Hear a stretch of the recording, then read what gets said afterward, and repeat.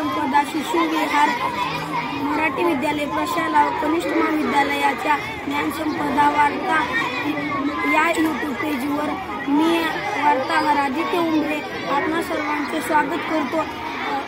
वेळामुळा म्हणजे शेतकऱ्यांची या काळ्या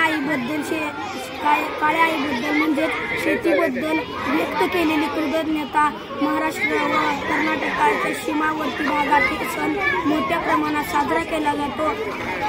शहरातील अनेक मुलांना हा सण माहीत नाही, हे कळावे म्हणून आम्ही आमच्या शाळेत वेळामुळा हा सण साजरा करण्यात आला। यावेळी रामचंद्र धर्मशाळे सर व मुख्याध्यापक ओंकार बेडगुळ सर व मुख्याध्यापिका राजश्री बेडगुळ मॅडम यांनी खूप छान सोप्या भाषेत आपल्याला या सणाचे महत्त्व समजावून सांगितले। काही क्षणचित्रे पुढीलप्रमाणे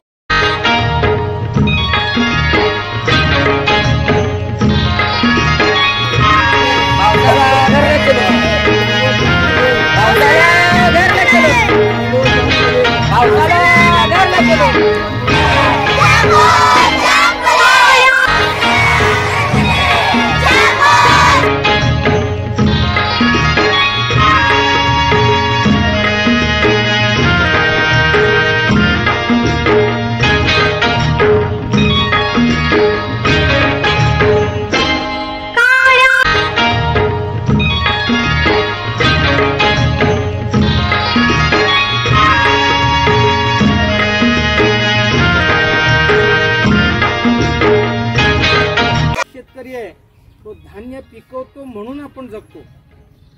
जे आपले हे शेतकरी बांधव हे आपल्या दृष्टिकोनातून देवच आहेत एक प्रकारचे।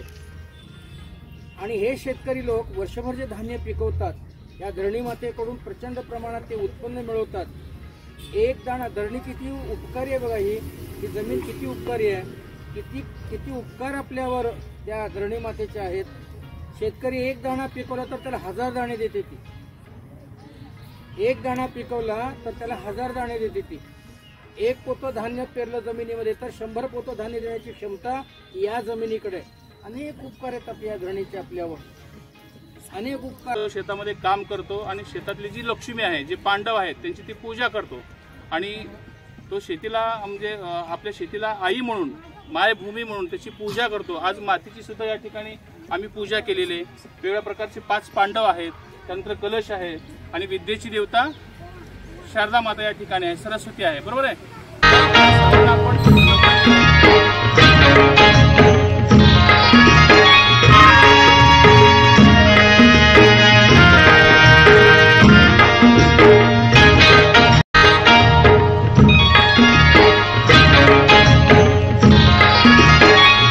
तर आमचा व्हिडिओ चित्रे आमची पूजा कशी वाटली ती नक्की कमेंट्समध्ये सांगा। आमच्या यूट्यूब पेजला लाईक शेअर सबस्क्राईब करायचं विसरू नका। धन्यवाद।